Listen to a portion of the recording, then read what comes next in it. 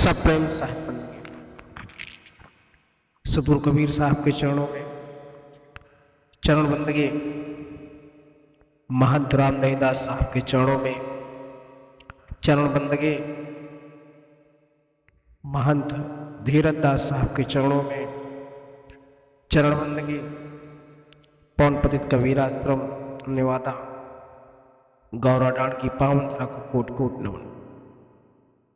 समस्त भक्तमयी माताओं, बहनों, श्रोता बंधुओं, आप सभी को सप्रेम साहिब बंदगी। आप सभी कबीर आश्रम के YouTube चैनल प्रेसिडेंट कबीर आश्रम नेवादा गौराडांड के माध्यम से प्रतिदिन साखी, शबद, रमैनी, बीजक, सदगुरु कबीर साहब के शब्दों को श्रवण करते हैं और उनके द्वारा बताए गए मार्ग पर चलने के लिए उन शब्दों का अनुग्रह करते हैं। सदगुरु कबीर साहब के जो शब्द हैं वह शब्द जीवन के सफर में उस औषधि के जैसे काम करते हैं जिससे मनुष्य को कोई भी तकलीफ नहीं होती। सदगुरु कबीर साहब के जो शब्द हैं वह बहुत ही लाभकारी और जीवन पर दर्शन कराने हेतु। सदगुरु कबीर साहब कहते हैं कि मनुष्य के जीवन में कौन सा उपदेश होना चाहिए। सदगुरु कबीर साहब कहते हैं कि हरिजन तो हारा भला जीतन दे संसार, हारा तो हरिसो मिले जीता जम के द्वार। जो मनुष्य, सदगुरु कबीर साहब कहते हैं कि हरिजन तो हारा भला का मतलब यह होता है जो मनुष्य अपने गुरु के शरण में जाकर नतमस्तक हो जाए। जो मनुष्य गुरु का अनादर करता है, सिर ऊंचा रखता है, उनके सामने उनकी बातों को नहीं मानता, वह सोचता है मैं तो जीत गया, मुझसे बड़ा कोई ज्ञानी नहीं है, अज्ञानता भरी बातें करता हो, संतों की बात ना मानता हो, वह सोचता है कि मुझसे बड़ा कोई ज्ञानी नहीं है। ऐसे मनुष्य जम को द्वार जाते हैं, अर्थात उनको इस 84 लाख योनियों में ऐसे ही भटकना पड़ता है। और जो मनुष्य हरि का मतलब यह होता है उससे ईश्वर रूपी गुरु के शरण में जाकर अपने आप को उनके शरण नतमस्तक कर देता है, वही इस संसार के समस्त गुणों को पा सकता है, इस संसार के समस्त चीजों को अपने अनुग्रहित कर सकता है।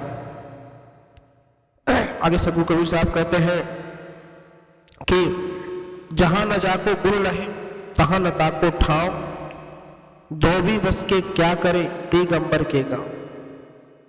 जहां न जाको गुण लहे, अर्थात जैसे जहां जिसका गुण नहीं लहे, गुण का मतलब होता है जैसे जिस चीज में, अब चाहे कहीं पर फावड़े का काम है तो वहां सुई थोड़ी काम करेगा, जहां सुई का काम है वहां फावड़ा थोड़ी काम करेगा।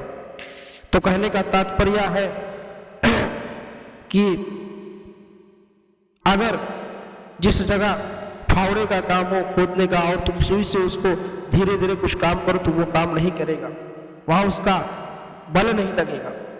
वैसे ही सदगुरु कबीर साहब कहते हैं कि उस धोबी का क्या काम उस राजाओं के गढ़ में, उस राजाओं के गांव में जो बहुत बड़े और धनी हो, और उस गांव में उस गरीब का क्या, उसमें बसने का तात्पर्य ही नहीं होता। तो सदगुरु कबीर साहब की जो वाणियां हैं वह सीख देती, वह उपदेश देती है, वह उपदेश उस प्रकार से देती है कि जीवन के हर उस उतार चढ़ाव, हर उस समस्या का समाधान निकालने में आपके लिए जीवन के हर समय आपके लिए उस कठिनाइयों से आपको उबारने का काम करता है। सदगुरु कबीर साहब का शब्द जो है वह इस प्रकार काम करता है। सदगुरु कबीर साहब ने मनुष्य को यही सीख दी कि आप सत्य पे चले, सत्धर्म पर चले, मानवता का पालन करें, जीवों पर दया करें, सदगुरु कबीर साहब का सिर्फ यही एक बोल पत्र था। अब यह नहीं कि कंठी पहनकर आप किसी के ऊपर अत्याचार करें, किसी के ऊपर दुराचार करें, या किसी भक्त का काम नहीं है, किसी कबीर पंथी का काम नहीं, अथवा किसी मनुष्य का काम नहीं है। ऐसे मनुष्य जो दुराचारी पापचारी करते हैं वह मनुष्य नहीं कहलाते, उनको सदगुरु कबीर साहब दानव कहते हैं। और सदगुरु कबीर साहब ने यहाँ पर 7 सुअरों को भी दृष्टांत दिया। तो जो मनुष्य ऐसे कार्य में ग्रसित रहते हैं उनको उस सुअर के समान कहा जाता है, जैसे कि उसे कितना भी उपदेश दे दो लेकिन वह जाकर लौटने का काम सिर्फ उसी गंदी कढ़ाई में करे। तो मनुष्य को समझना चाहिए कि मनुष्यतम जीवन जीना है या कि राक्षसी जीवन जीना है या कि सुअर का जीवन जीना है। यह जीवन, यह जो नर्तन पाया है मनुष्य, इस नर्तन का सही उपयोग करे, सदुपयोग करे, तभी जाके जीवन का कल्याण होगा। क्योंकि यह मोक्षदायिनी जो जीव को उबारने का काम करता है नर्तन ही करता है। अभी तो किसी और चोले में इसके लिए मोक्ष का कोई प्रावधान नहीं है, लेकिन नर्तन ही एक ऐसा है जिससे जीव का कल्याण हो सकता है।